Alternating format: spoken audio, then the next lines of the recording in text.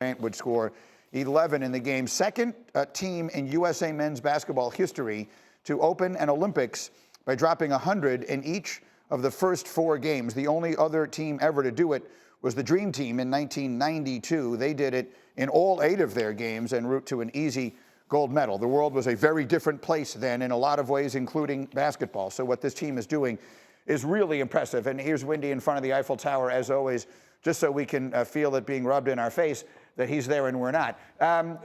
Let's start with Embiid, Windy, because he's been the focus of a lot of this. It's been sort of an up and down time, but you were making some interesting points about it as we talked on the phone this morning.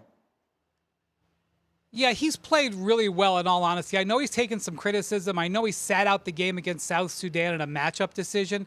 For the last 5 games he's played really well. In this game, he dominated. He had 14 points and 7 rebounds, was plus 25 in the first half, and he was given the Triple H chop to the fans because he's like, look, if you want to boo me, this is what I'm going to do you. Now, this is what I thought was hilarious.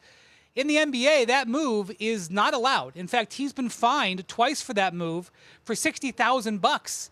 And Adam Silver was sitting at the game last night. Well, guess what? You don't get a salary for the Olympics. You don't get fined either. So he's clear, as far as I know, to do it and give it right back to the French fans. And he did it several times just to make sure they saw it.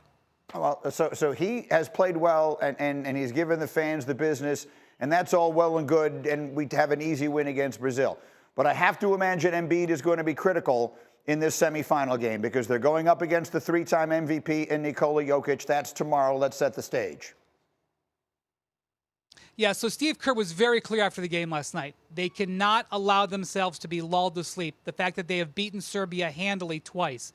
I have to tell you about Nikola Jokic. I know that the U.S. won by 26 when they played them about a week and a half ago. In that game, Nikola Jokic was off the court for 9 minutes. In those 9 minutes, Team USA outscored Serbia 29-3. When he was on the court, it was 0.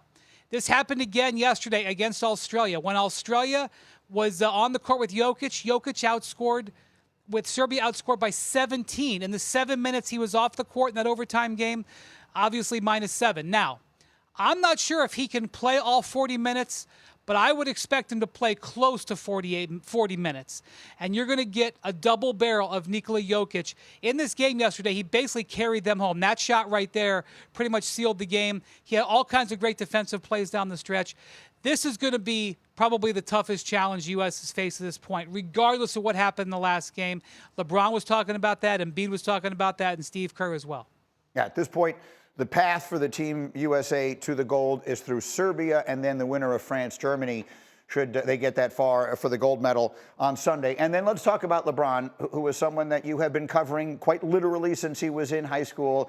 He has pretty much racked up every imaginable award save for one. Yeah, when he was 16 years old, I gave him the Mr. Basketball in Ohio award. He's won a few since then. He's got 4 NBA MVPs, 4 Finals MVPs. He's got a couple of All-Star Game MVPs, but there's one more that he has. Oh, mid-season tournament. Don't let me forget that. He won that one. He's got one more he's never won, the Olympics MVP, which they just brought back in 2020. Kevin Durant won it in Tokyo. He is assembling a very strong case, Greeny. Last night was brilliant. Basically played flawless basketball last night. 9 assists, didn't miss a shot. He is getting there, and that is the one MVP trophy in the basketball world he's not yet put his hands on.